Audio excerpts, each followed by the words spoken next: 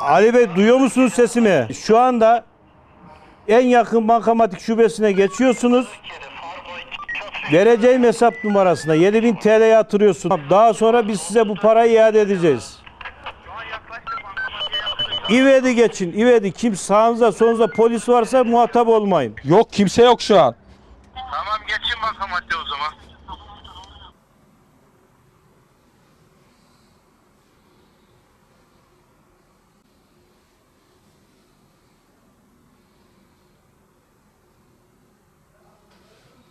Son zamanlarda çeşitli dolandırıcılık yöntemleriyle vatandaşlar çok büyük mağduriyetler yaşamakta.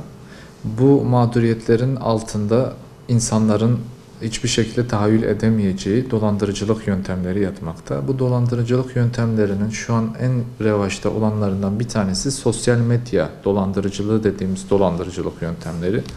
Bu dolandırıcılık yöntemleri nedir diye kısaca izah etmek gerekirse, insanlar özellikle Instagram sosyal medya hesabında sponsorlu içeriklere tıklayarak vatandaşların bilgileri kopyalanmakta veya vatandaşların bilgisayarına veya telefonlarına virüs bulaşılmakta.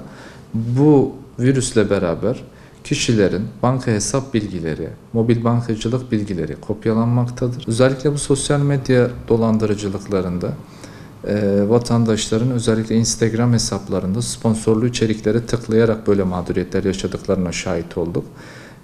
Ve bazen de şöyle hususları gördük. Resmi hesapların veya güvenilir web sitelerin birebir benzerlerini yaparak vatandaşların bu şekilde aldatıldığına şahit olduk. Özellikle online satış sitelerinde, e-ticaret sitelerinin birebir kopyaları yapılarak o kişilerin bir anlık hatayla bütün hesaplarının boşaltılabildiğine de şahit olduk. Bu hususla alakalı özellikle adliyelere düşen, adliyelerde mağduriyet yaşayan vatandaşların sayısı çok fazla, azımsanmayacak miktarda çok fazla.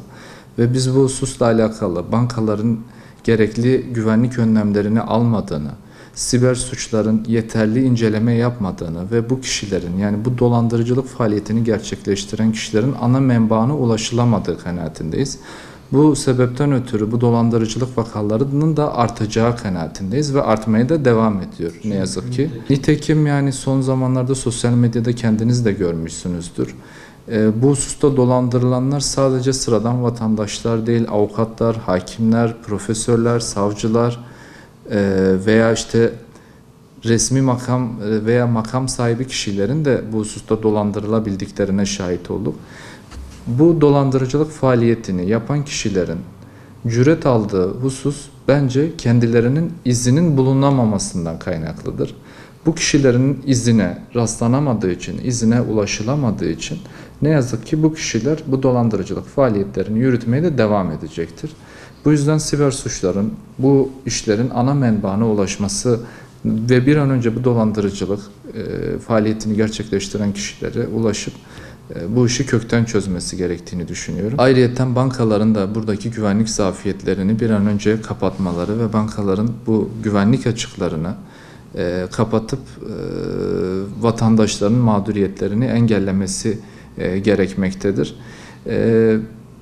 Unutulmamalıdır ki, bir hususu daha dile getirmek istiyorum. Unutulmamalıdır ki yapılan her suç kendi içerisinde bir delil barındırır. Bu yüzden bu kişiler her ne kadar izlerine ulaşılamayacak şekilde bu faaliyetleri yürütmüş olsa dahi dolandırıcılık fiillerinin içerisinde de bazı deliller mevcuttur. Siber suçların bu delilleri bulup bu kişilerin ana menbaındaki, Yani bu faaliyeti yürüten asıl kişilere ulaşması gerektiğini ivedilikle kendilerine hatırlatmak isterim.